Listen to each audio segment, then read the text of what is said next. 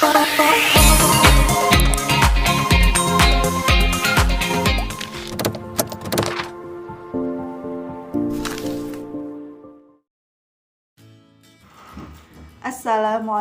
warahmatullahi wabarakatuh. Alhamdulillahirabbil alamin. Kita bisa berjumpa kembali pada hari ini dalam pembelajaran bahasa Indonesia. Tak lupa selalu kita panjatkan rasa syukur kita kepada Allah Subhanahu wa taala karena kita masih diberikan kesehatan ya, anak-anakku semuanya ya.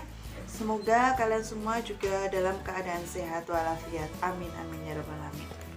Nah, pada kesempatan kali ini kita akan melanjutkan pembelajaran Bahasa Indonesia untuk kelas 8. Pada pertemuan kemarin kita masih membahas perkenalan ya untuk beberapa materi. Nah, untuk saat ini kita akan memulai memasuki materi yang pertama, yaitu materi tentang teks berita. Anak-anakku sekalian, mungkin kalian sudah sering ya mendengar berita, apalagi dalam kondisi saat ini banyak sekali berita yang ditayangkan, bisa di radio, di televisi, di koran. Itu banyak sekali berita yang beredar. Salah satu beritanya tentang apa? Tentang apa aja? Nah, betul, ada tentang virus corona, tentang bencana alam, tentang artis yang narkoba, dan masih banyak lainnya. Nah, itu contoh-contoh berita yang kalian dengar itu. Apakah kalian sudah paham sebenarnya teks berita itu teks yang bagaimana sih? Kayak gitu.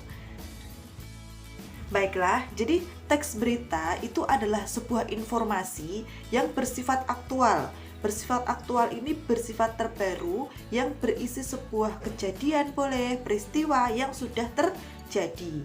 Jadi berita ini harus sudah terjadi ya, jangan sampai kita membuat sebuah berita tetapi itu belum terjadi, itu namanya hoax.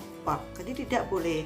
Jadi berita itu berisi peristiwa kejadian yang sudah terjadi.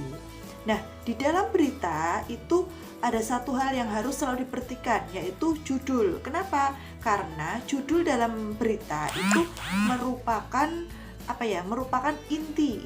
Jadi ketika orang itu melihat judul yang menarik, yang spektakuler, yang membuat kita penasaran, itu biasanya langsung ingin membaca berita tersebut. Tapi ketika kita membaca judulnya kurang menarik, kurang bagus, maka berita itu mungkin sudahlah, judulnya juga nggak menarik, jadi nggak jadi lanjut membaca, gitu ya. Nah, silahkan diperhatikan, ini Bu Wulan punya beberapa judul berita akan Bu Wulan tayangkan di sini ya, di slide-slide ini. Silahkan diperhatikan dulu, dibaca-baca dulu, boleh. Nah, kalian sudah melihat beberapa slide, beberapa contoh judul berita. Di situ judul-judulnya sangat sangat membuat kita penasaran ya. Judulnya sangat unik dan sangat wah, ini tentang apa ya, kayak gitu. Apalagi ketika kita membaca sebuah judul berita yang beritanya itu sendiri baru hit saat ini, seperti kayak virus corona dan lain-lain, itu pasti kita lebih penasaran. Oke, baiklah.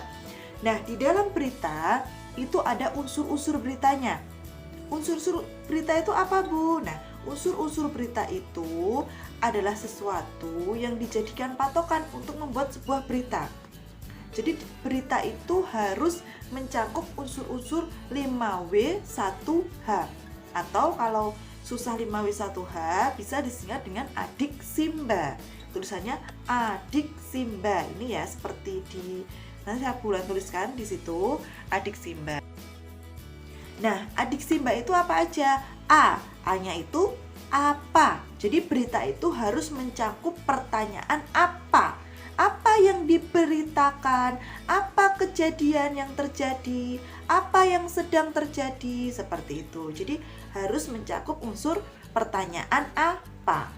Kan A, adik, berarti D, di mana. Nah, di mana itu pertanyaannya, di mana kejadian itu terjadi. Misalnya kejadian kecelakaan antara bus dengan truk terjadi di jalan Parangtritis KM berapa. Nah, itu kan biasanya di dalam berita telah terjadi kecelakaan di jalan Parangtritis. Nah, itu berarti unsur jawaban dari unsur pertanyaan di mana. Adik berarti adik Adika ya, kapan? Nah, kapan itu juga penting. Kapan peristiwa itu terjadi? Jawabannya misalnya peristiwa itu terjadi pada tanggal 5 Juli 2021 seperti itu. Kan adik ya Kak, S-nya apa? Siapa? Nah, siapa aja yang terlibat di dalam berita? Adik si I. Siapa ya? Simba. Mengapa? Dan yang terakhir bagaimana? Jadi adik Simba itu A-nya itu apa, D-nya itu di mana, K-nya itu kapan, S-nya itu siapa, terus M-nya itu mengapa, terus Simba.